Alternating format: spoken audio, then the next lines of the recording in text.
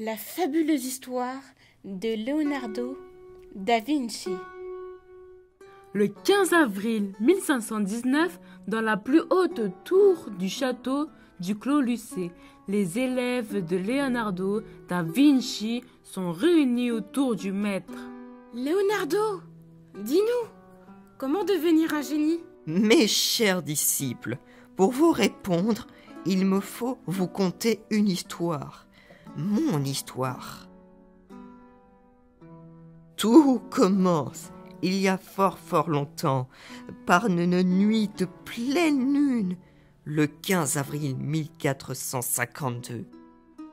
Je nais de l'union illégitime entre Caterina, une simple paysanne, et Ser Piero da Vinci, un riche notable. Je suis ce que les médisants appellent un bâtard. Je suis un enfant choyé par mes deux familles et je grandis heureux au milieu des vallons et des plaines verdoyantes de Toscane. Dès mon plus jeune âge, je m'amuse à tracer les lettres à l'envers. Je suis le seul à comprendre ces messages codés en écriture spéculaire. Je me plais aussi à caricaturer mes camarades ou encore des passants croisés au hasard de ma route. Je suis fasciné par la nature qui m'entoure, en observant avec attention le vol d'un oiseau. Je rêve d'une machine qui permette un jour à l'homme de gagner le ciel. À 14 ans, je rejoins mon père dans la majestueuse ville de Florence. Et j'entre comme apprenti dans l'atelier du maître Andrea del Verrocchio. Je perfectionne ma technique du dessin, de la peinture et de la sculpture. Je m'intéresse aussi à la musique. Je joue du luth ou de la viole. Mais surtout, je compose des airs enchanteurs. Cette explosion artistique est pour moi une deuxième naissance. Mais ce que j'aime plus que tout, c'est faire la fête jusqu'au petit matin. Je surpasse mon maître dans tous les domaines. Verrocchio abandonne la peinture. J'ouvre alors mon propre atelier à Florence. Je signe désormais moi-même mes œuvres. Leonardo.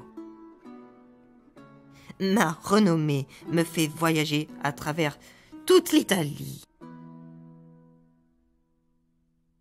Ma créativité est sans limite. Je réalise des études d'anatomie et je calcule les proportions idéales du corps humain. L'homme de Vitruve représente cette perfection.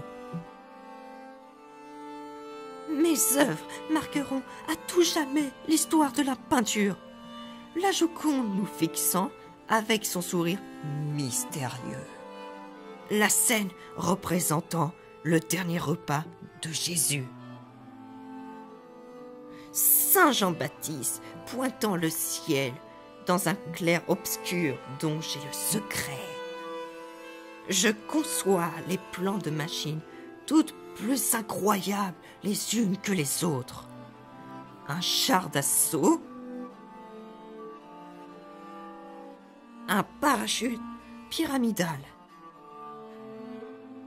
un bateau à aube. Je dessine les plans de la cité idéale.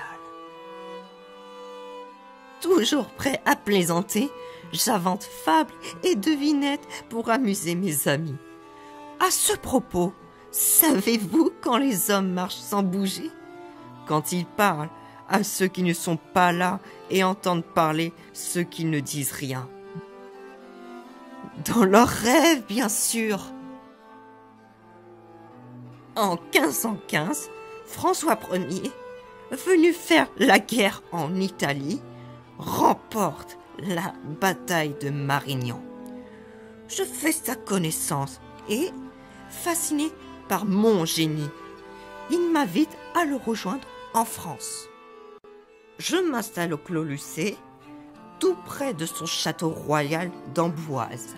Ici, Leonardo, tu seras libre de rêver, de penser et de travailler. En l'honneur du roi, j'organise de somptueuses fêtes avec des automates qui fascinent les gens de cour. Et c'est ici, mes chers disciples, au Clos Lucé, que je souhaite écouler paisiblement mes vieux jours, auprès de mon mécène et ami, François Ier.